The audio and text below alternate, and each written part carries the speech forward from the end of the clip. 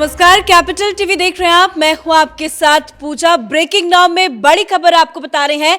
BBC के दिल्ली और मुंबई दफ्तर में आईटी की रेड अभी भी जारी है, यानी कि तीसरे दिन भी आईटी का सर्वे अभियान लगातार जारी है।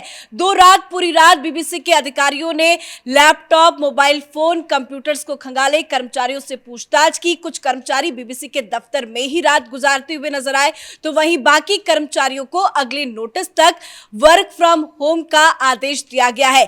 पर बड़ी खबर आपको बता दें, जो खबर सामने आ रही है वो ये है कि आईटी के अधिकारियों के साथ बीबीसी के कर्मचारी जांच में सहयोग नहीं कर रहे हैं। इस बड़ी अपडेट के साथ मेरे साथ न्यूज रूम से जुड़े हुए हैं कैपिटल टीवी के editor in chief doctor Manish Kumar. 2 दिन कंप्लीट हो गया, आज तीसरा दिन है। क्या चल रहा है सर्वे अभियान में? देखिए, सर्वे अभियान में लगातार उन दस्तावेजों को खंगाला जा रहा है और जो जानकारी मिल रही है, एक तो ये लोग दस्तावेजों को छुपाने में लगे हुए हैं, बता नहीं रहे हैं, और तरह तरह से सर्वे करने वाली आईटी टीम के सामने चुनौती, विघ्न उत्पन्न कर रहे हैं। मतलब पूरी तरीके से ये कोऑपरेट नहीं कर रहे हैं। लेकिन कुछ खबरें भी आ रही है कि जिसमें ये मालूम चल रहा है कि ये फाइलों को बचाने के चक्कर में, छिपाने के चक्कर में थे, लेकिन आईटी अधिकारियों ने उन पुख्ता दस्तावेजों को अपने कब्जे में ले लिया है।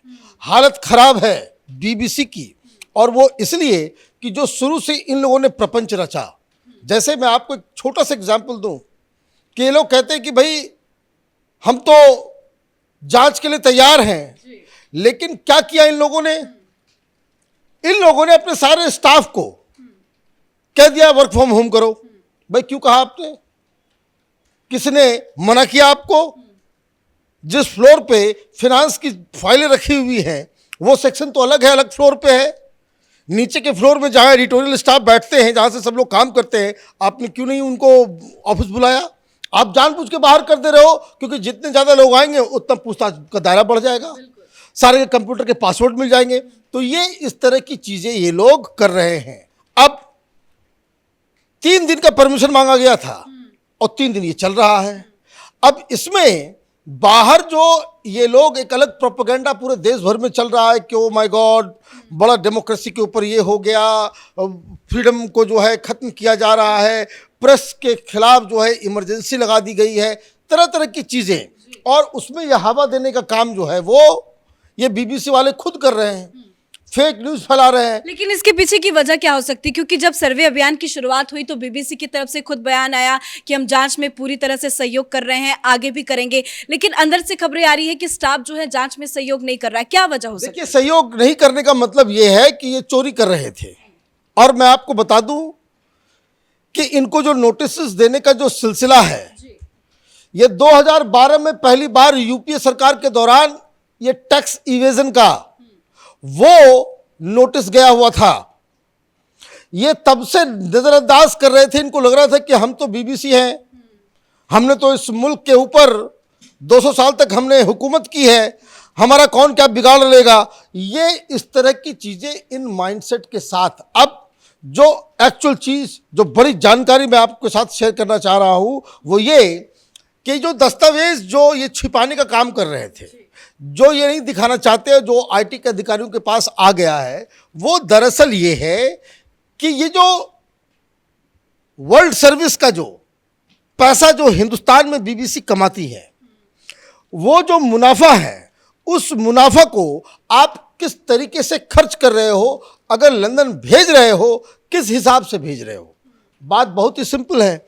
अगर आप हिंदुस्तान में रह कर के आप कमा रहे हो, जैसे हम लोग यूट्यूब चलाते हैं, हम लोग यूट्यूब में हम लोगों का जो इनकम अमेरिका में होता है, यूएस में जो लोग देखते हैं, और उस एडवर्टीजमेंट से जो हमारा इनकम होता है, तो जो यूट्यूब वाले जो है, जो हमें जो पैसे देते हैं, वो अमेरिका में ही टैक्स काट लेते हैं, क्योंकि वहाँ का वो कानून है।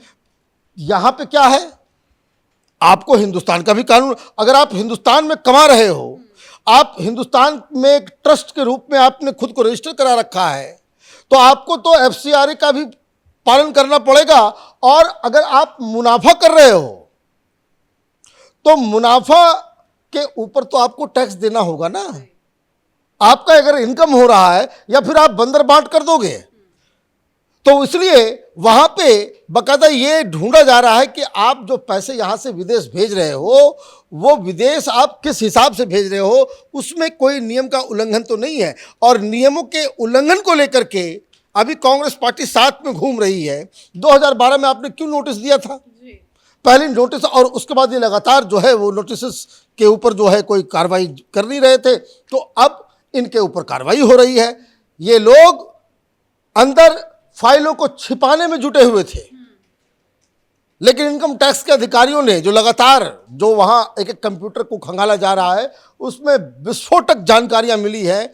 और ये तमाम लोग जो बीबीसी के साथ खड़े हैं कि भाई डॉक्यूमेंट्री की वजह से रोका गया, ये किया गया, वो किया गया, ये सारी जानकारियां सामने आएंगी तो बीबीसी के लिए भी दिक्कत, और वो तमाम लोग जो बीबीसी के साथ खड़े होकर के झंडा लेकर के मैदान में कूदे हुए हैं, उनके लिए भी बड़ी मुसीबत खड़ी हो जाएगी। क्योंकि इनका भांडा जो है वो फूट गया है कि ये बीबीसी एक चोर ऑर्गेनाइजेशन है, जो न सिर्फ वैचारिक दृष्टि से चोरी कर रहा था, ये फ्रीडम के नाम पे, प्रेस के नाम पे ये अलग किस्म की, जिसको कह सकते हैं कि आइडियोलॉजिकल चोरी जो है वो भी कर रहे थे, और अब फाइनेंशियल इरेगुलरिटीज में भी जो है इनका नाम आ रहा है। तो एक बहुत बड़ी मुसीबत, मतलब कि आज सर्वे का अभियान पूरा हो जाएगा, आगे एक्शन की तैयारी है। देखिए, आज अभियान पूरा होगा और इनकम टैक्स डिपार्टमेंट आज शाम या कल इसके ऊपर वो सारी जानकारी देगी कि भाई हमने क्या किया, नहीं किया, अंदर क्या हुआ, वो कोऑपरेट किस तरह से नहीं कर रहे थे। बहुत सारी चीज़ें हैं कि जो ये लोग वहाँ पे विघ्न माने क्रिएट करने में लगे हुए थे कि किसी तरीके से ये लोग जाए, लेकिन ये लोग तो वहीं पे डेरा डंडा डाल करके वो लोग वहाँ बैठे हुए हैं। 8-10 लोग जो है वो घर नहीं जा सके हैं। लेकिन सबसे बड़ी बात कि भाई आपने छुट्टी क्यों दे दी? ये तो इनकम टैक्स के दायरे में नहीं था, वो वहाँ पे आपके फिनेंसेस का खंगाला जा रहा है। आपने एडिटोरियल स्टाफ को आपने प्रोपेगेंडा करने की कोशिश की, और ये जो लेफ्ट लिबरल कबाल है कि वो सारे लोग खड़े हो गए। अभी देखिए, Wall Street Journal, New York Times, Al Jazeera, ये तमाम लोग चिट्ठी एक से एक आर्टिकल लिख रहे हैं कि मोदी का की हिम्मत चली गई, वो चला गया, सब कुछ चला गया। अरे चोर पकड़ा जाएगा तो चोर के का समर्थन देने वाले भी चोर ही कहलाएंगे।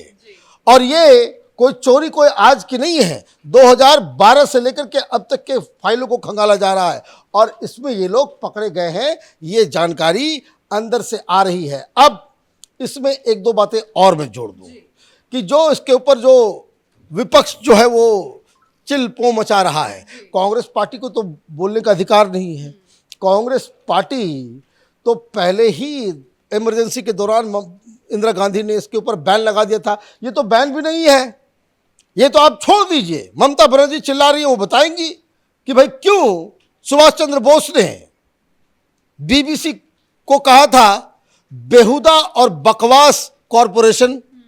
भाई ये छपा हुआ है, आप गूगल करेंगे आपको मिल जाएगा कि क्या इमेज थी बीबीसी की नेताजी सुभाष चंद्र बोस के सामने। तो ये लोग बेसिकली इसको राजनीतिक रंग देने की कोशिश कर रहे हैं। दिक्कत क्या है? आपने चोरी की है, आपको छोड़ा नहीं जाएगा। वो दिन लद गए कि आप यहाँ पे लेफ्ट लिबरल कबाल हैं, आप चाइनीज़ दलाल हैं, आप पाकिस्तानी दलाल हैं, आपके रिश्ते जो है नक्सलियों से हैं, आपके रिश्ते जो है अलगाववादियों से हैं, आपके रिश्ते आईएसआई के साथ हैं। तो ये कांग्रेस की सरकार नहीं है कि आपको जो है वो पद्म विभूषण से जो है नवाज देगी। आपका पूरा हिसाब किताब किया जाएगा। हिंदुस्तान में बीबीसी ऑपरेट कर रही है तो हिंदुस्तान के कानून का पालन उनको करना पड़ेगा, और अगर उनको यहाँ का कानून पसंद नहीं है तो बोरिया बस्तर बांधे और कहीं और जाए, वहाँ उनको अच्छा खासा तरीके से उनको जो है आज़ादी मिलेगी। हिंदुस्तान में आज़ादी का मतलब, प्रेस फ्रीडम का मतलब कि you follow the rules and we will provide you the freedom. अगर ऐसा नहीं करते हैं तो आपका कोई बचाने वाला आपको यहाँ पे नहीं आएगा। धन्यवाद अपडेट के लिए। तो 3 दिनों का परमिशन जो है वो लिया गया था, आज तीसरा दिन है।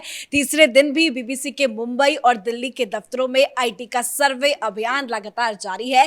पर बड़ी खबर ये सामने आ रही है कि जो कर्मचारी वहां मौजूद हैं वो पूछताछ में सहयोग नहीं कर रहे हैं, पर सहयोग दिखाने का ड्रामा रचा जा रहा है। और आज के सर्वे पूरा हो जाएगा। और बड़ी जानकारी ये भी सामने आ रही है कि आईटी के अधिकारियों के हाथ कुछ अहम दस्तावेज दस्तावेज और अहम सबूत लगे हैं, जिसको देखते हुए एक बड़ा एक्शन बीबीसी के खिलाफ लिया जा सकता है। इस बड़ी खबर में मेरे साथ फिलहाल इतना ही। कैमरा पर्सन अशोक के साथ मैं पूजा, कैपिटल टीवी।